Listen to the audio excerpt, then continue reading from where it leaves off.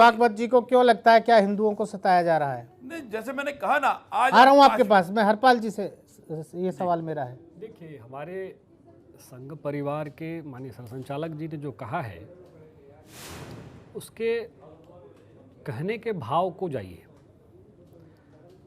उन्होंने कहीं ऐसा, उनके भाव में कहीं नहीं ऐसा दर्शाता है कि हिंदुओं को सताया जा रहा है। हमारा संघ परिवार समाज को जोड़ने के लिए काम करता है और आप सबका जो जिस विषय पे आप इस बहस को ले जाना चाहते हैं उसका समाधान भी हमारे संघ परिवार ने पहले से कर दिया है।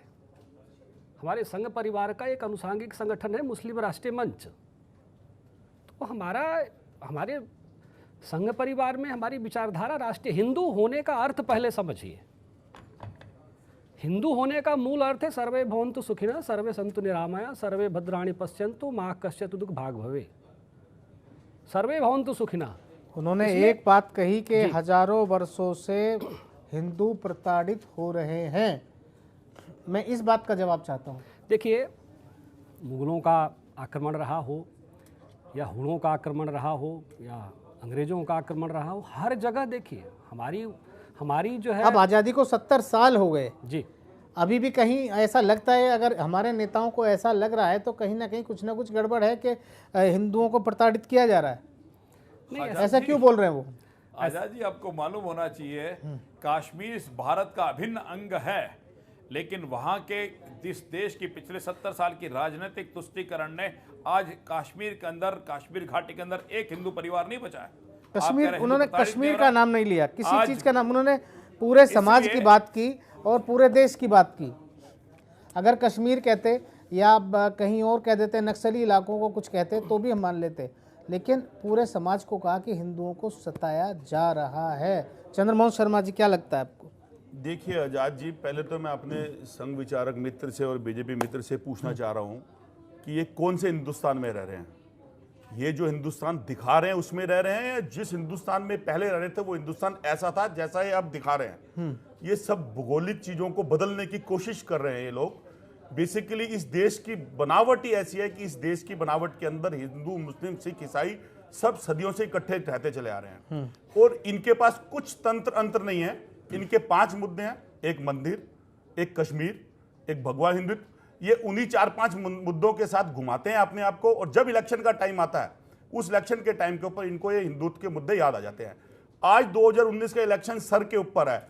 मैं पूछना चाहता हूं संघ विचारक मोहन भागवत जी को अपने इस मंच के थ्रू, क्या उनको इस देश की चिंता नहीं है, सिर्फ हिंदुओं की चिंता है? आज उनको ये पूछना चाहिए था, जिस सरकार को उन्होंने नॉमिनेट करवाया, जिस सरकार को उन्होंने आज देश के ऊपर सत्तारूढ़ करवाया, क्या आज उसके ऊपर पेट्रोल की कीमत आसमान छू गई? इसके अंदर देश का किसान आज त्राही करके मर रहा है, देश का बेरोजगार सड़कों के ऊपर घूम रहा है, उसको रोजगार नहीं है। वो ज्यादा जरूरी है? इस देश के अंदर आज हिंदुत्व की जरूरत है। हिंदुत्व कहीं खतरे में ना पहले था, ना आज है, ना होगा। इस देश की बनावट के अंदर हिंदू, मुस्लिम, सिख, ईसाई इकट्ठे रहते हैं।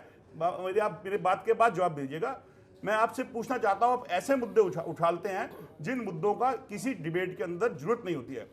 अगर आप स्कूल में, मेरी बात करो, अब आप स्कूल में पढ़ते थे, कॉलेज में पढ़ते थे या किसी बिजनेस में करते थे, क्या आपका कोई सपाटी हिंदू मुस्लिम नहीं था? कभी कब उसने पढ़ते समय आपने कभी ऐसे क्वेश्चन करे? नहीं, क्योंकि उस समय आप इस तरह के विचार वाले आदमी नहीं थे और आपका बौद्धिक माइंड ऐसा नहीं था। लेकिन जब आपने ऐसे बौद्धिक माइंड को बनाया तो आपकी सोच ऐसी हो गई। मैं भी ऐसे स्कूल कॉलेजों में पढ़ाऊं, लेकिन मेरा बौद्धिक विचार वैसा है जैसे मैं आपसे बात कर रहा हूं। तो आप देश की बनावट को क्यों खराब कर रहे हैं? आज पॉलिटिकल लोग हैं, अगर आप समाज की कुछ सेवा करना चाहते हैं तो समाज के उन सैद्धांतिक मुद्दों के ऊपर बात करें, उससे अलग बात ना करें आप। ठीक, आप एक भ्रम में जी रहे हैं। मेरे पिताजी की और मेरे दादाजी की जन्मभूमि पाकिस्तान सिंध में थी। मैं अपने पूर्वजों की जन्मभूमि पे नहीं जा सकता हूं।